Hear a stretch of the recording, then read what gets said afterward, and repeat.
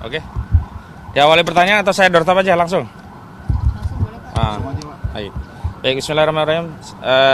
Jadi kami hari ini dari tim penasihat hukum datang ke tahanan titipan di Polda Metro Jaya sehubungan dengan rencana tahap 2 Polri Kramat Jati mengawal klien kami, dan hari ini kita sudah ada di Tahti, dan setelah administrasi lengkap pembersihan di Tahti, nanti tersangka, barang-barang bukti juga berkas perkara akan dibawa dan diserah terimakan ke Kejaksaan Negeri Jakarta Selatan. Ini yang disebut dengan tahap 2, pelimpahan berkas, tersangka dan juga barang buktinya.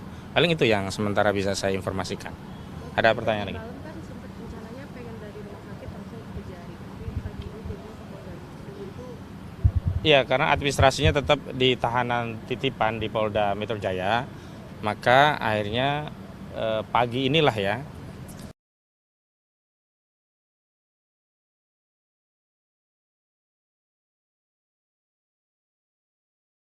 Kejaksaan Negeri Jakarta Selatan.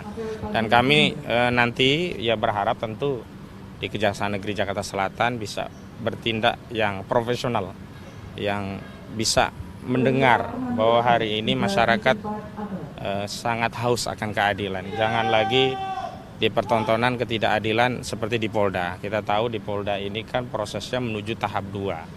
Sementara untuk menuju tahap 2 itu tidak harus menggunakan wewenang untuk melakukan penangkapan.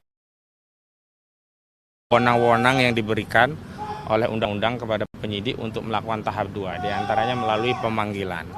Nah, kami menilai wewenang yang digunakan oleh polisi ini melampaui, buru-buru ingin menangkap padahal masih bisa digunakan dengan mekanisme pemanggilan. Dan kami harap juga nanti di Kejaksaan Negeri Jakarta Selatan meskipun punya wewenang juga untuk melakukan penahanan, tetapi wewenang itu tidak dilakukan. Karena apa? Kalau sampai dilakukan upaya melakukan penahanan, berarti juga kejaksaan melakukan tindakan sewenang-wenang. Kenapa? Karena di kejaksaan yang sama, ini Kejaksaan Negeri Jakarta Selatan, ada kasus yang sudah ingkrah yang kita ketahui, Sylvester Matutina, sampai hari ini saja belum dieksekusi. Saya pikir itu akan menjadi pertimbangan bagi Kejaksaan Negeri Jakarta Selatan untuk mengambil pilihan wewenang yang diatur undang-undang agar tidak dianggap sewenang-wenang. Penahanan seorang tersangka itu bukan hak, bukan kewajiban. Kalau hak maka penegak hukum harus mengambilnya kan. Kewajiban juga penegak hukum harus menunaikannya kan. Yang benar adalah penahanan itu adalah bagian wewenang dalam rangka untuk menegakkan hukum. Sepanjang penegakan hukum itu bisa dijalankan tanpa melakukan penahanan itu jadi tidak perlu lagi untuk dilakukan. Sama persis pada kasus Haris Azhar dan Fathia Maulidianti yang berperkara dengan Luhut Binsar Panjaitan. Proses penegakan hukum tetap bisa berjalan tanpa perlu melakukan penahanan. Karena delik utamanya ya, genus deliknya kan ini tetap pencemaran dan fitnah. Sama seperti Luhut Binsar Panjaitan dianggap dicemarkan, difitnah oleh Haris Azhar. Sama hari ini Roy Suryo, Fauzia Tiasuma dianggap mencemarkan dan memfitnah Joko Widodo. Jadi jangan diekstensifikasi dengan delik-delik yang tidak relevan, misalnya delik tentang editing, manipulasi data elektronik, yang kemudian publik kita semua memahami ini hanya modus saja agar bisa melakukan penahanan, karena salah satu alasan objektif untuk melakukan penahanan itu adalah ketika ancaman pidana itu lebih dari 5 tahun. Nah, dengan adanya pasal 32, 35 Undang-Undang ITE inilah ya, ancaman pidananya itu sampai 12 tahun. Kalau kita fokus di 311, 310 KUHP yang hari ini menjadi KUHP baru 433, 434 KUHP itu kan 4 tahun, di bawah 5 tahun semua. Sehingga sebenarnya tidak relevan untuk melakukan penahanan. Dan sebenarnya yang paling penting kan begini, kita ini kan sedang mencari keadilan, menyusuri kebenaran untuk membuktikan ijazah ini statusnya seperti apa. Tentu pihak yang meneliti menyimpulkan palsu dengan pihak yang punya data-data bahwa itu asli, posisi yang equal, setara. Jangan sampai yang satu sudah diposisikan di bawah karena ditahan, sehingga tidak bisa bekerja maksimal di dalam persidangan untuk membela kepentingannya. Sementara yang lain sudah menggunakan alat negara, seperti Saudara Joko Widodo kan sekarang tidak ikut campur lebih jauh. Dia sudah diwakili oleh negara. diwakili oleh jaksa nantinya. Bahkan yang membuktikan ijazah itu asli atau tidak nantinya itu adalah jaksa yang menghadirkan bukti-bukti yang hari ini disita. Kan yang disita S1 dan SMA. Itu jaksa. Ya, sehingga tidak benar juga.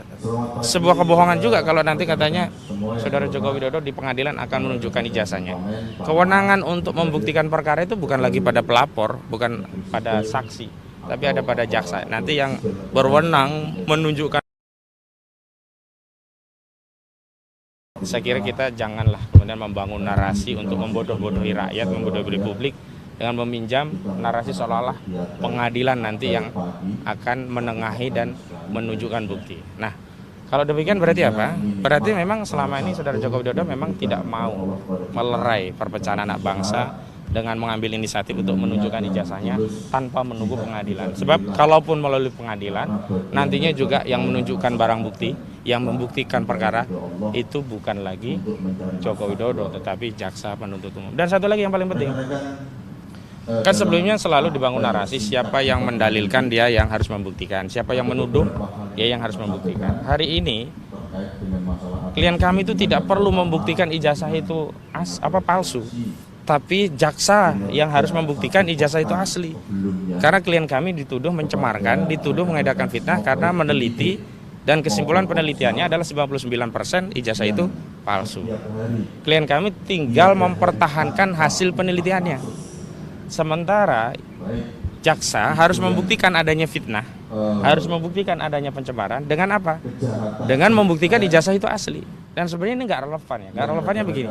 Harusnya ada putusan pengadilan tentang ijazah dulu, asli atau tidak, baru orang yang meneliti dianggap fitnah atau melakukan pencemaran. Ini kan nggak paralel, sehingga posisi klien kami itu untuk membuktikan, mempertahankan penelitiannya itu dalam status terdakwa nantinya, bukan dalam status peneliti yang mandiri yang bisa secara merdeka untuk menjelaskan apa yang menjadi dasar bahan-bahan penelitian, tinjauan pustakanya, latar belakangnya, teorinya, sampai dengan bagaimana dia mengelaborasi data dan fakta dan sampai muncul kesimpulan ijazah tersebut 99% palsu.